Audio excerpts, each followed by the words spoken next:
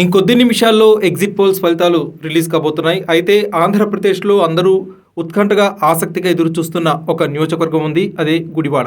గుడివాడలో వైసీపీ నుంచి కొడాలి నాని పోటీ చేస్తున్నారు. అలానే టీడీపీ ఎన్డీఏ కూటమి నుంచి వెనిగండ్ల రాము పోటీ చేస్తున్నారు. కొడాలి నాని మనందరికీ తెలిసిందే. ఆయన స్వతహాగా ఆవేశపరుడు, కాస్త అగ్రెసివ్గా ఉంటారు. ఆయన ఎప్పుడైనా మీడియా ముందుకు వచ్చినప్పుడు చంద్రబాబు నాయుడిని, నారా లోకేష్ని తీవ్రంగా విమర్శిస్తూ ఉంటారు.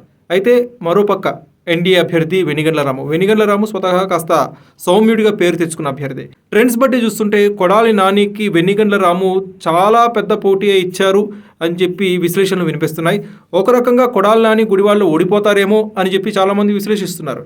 వెనిగండ్ల రాముకి అక్కడ గెలుపు అవకాశాలు పెరిగాయని చెప్పి చాలామంది అంటున్నారు. ఒకవేళ గెలిస్తే మటుకు కేవలం ఆ మార్జిన్ 4,000 నుంచి 5,000 మటుకు మాత్రమే ఉంటుందని చెప్పి అంటున్నారు. 2019 ఎన్నికల వరకు కొడాలి నానికి సపోర్ట్గా నిలిచిన కమ్మ కాపు వర్గాలు ఈసారి ఆయనకి దూరమైనట్టు సమాచారం.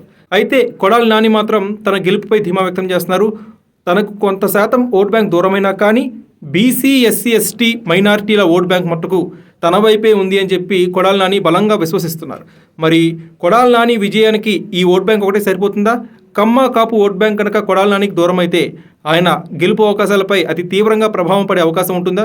మరి కొద్ది రోజులు మనకు తెలిసిపోతుంది.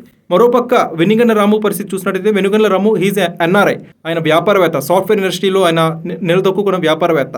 ఆయన గెలిపిస్తే గుడివాడ ఏమైనా డెవలప్ అవుతుందా అని చెప్పి చాలామంది ప్రజలు ఆశాభావం వ్యక్తం చేస్తున్నారు. అండ్ ఇంకొక విషయం, గుడివాడకి వెళ్ళే రోడ్లపై కూడా చాలామంది సామాన్య ప్రజలు, న్యూట్రల్స్ చాలామంది పెదవి విరిచారు.